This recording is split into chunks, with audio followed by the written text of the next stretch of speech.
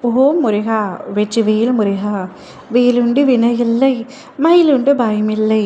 என் அன்பு தங்கமே, வாழ்க்கையில் நீ பல யோசனைகள் வைத்திருக்கின்றாய். நீ பல விஷயங்களை மாற்ற வேண்டும் என்று நினைக்கின்றாய். ஆனால் அந்த மாற்றம் நடக்கவில்லை என்று வருத்தப்படுகின்றாய். உன்னுடைய வாழ்க்கை துணை இப்படி இருக்க வேண்டும், அப்படி இருக்க வேண்டும், இவரை போல இருக்க வேண்டும் என்று பலவித கற்பனைகளில் நீ மிதந்து கொண்டிருக்கின்றாய். உன்னுடைய கற்பனைகள் எல்லாம் நடக்குமா? உன்னுடைய வாழ்க்கை துணை யார் என்பதை உன் அப்பா நான் தீர்மானித்து விட்டேன். அதை இப்பொழுது உன்னிடத்தில் கூற வேண்டும் என்று தான் உன்னை தேடி வந்துள்ளேன். இதை முழுமையாக கேள் தங்கமே. ஒரு நபர் உன்னை உயிருக்கு உயிராக நேசிக்கின்றார். அவர் உன் உறவாக கூட இருக்கலாம். ஆனால் நீ அவரை சற்றும் மதிப்பதே இல்லை. உனக்கு அவரை பிடிக்கவும் இல்லை. அவரை ஒரு மனிதனாக கூட உன் மனதில் அவரை பற்றிய எண்ணம் தோன்றவில்லை. அந்த அளவிற்கு நீ அவளை வெறுக்கின்றாய்.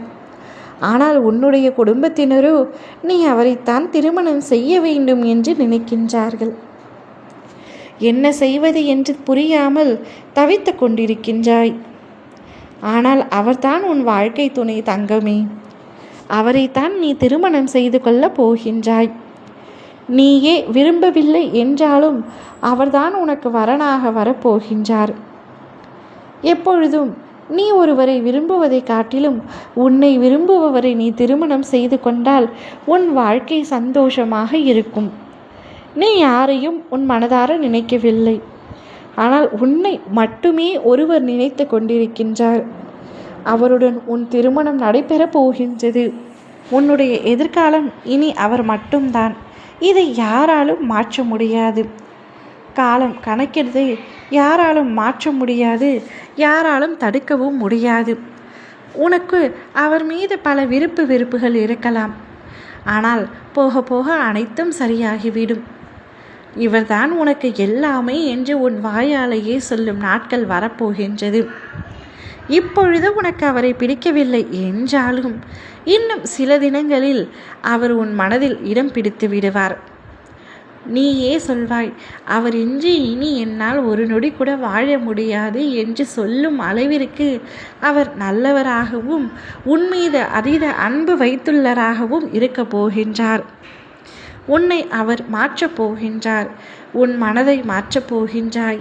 உன்னை முழுமையாக புரிந்து கொண்டவராக மாறப்போகின்றார்.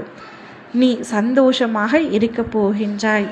திருமணம் நடக்கும் பொழுது உனக்கு அவரை பிடிக்காமல் இருக்கலாம். ஆனால் காலம் செல்ல செல்ல, நாட்கள் செல்ல செல்ல நீ அவரை மனப்பூர்வமாக விரும்ப தொடங்கி விடுவாய். ஆனால் இப்பொழுது உன்னிடம் சொல்வது இந்த ஒன்று மட்டும்தான். உன்னுடைய எதிர்காலம் அவரோடு தான். அதை மாற்ற முயற்சிக்காதே. ஓம் முருகா.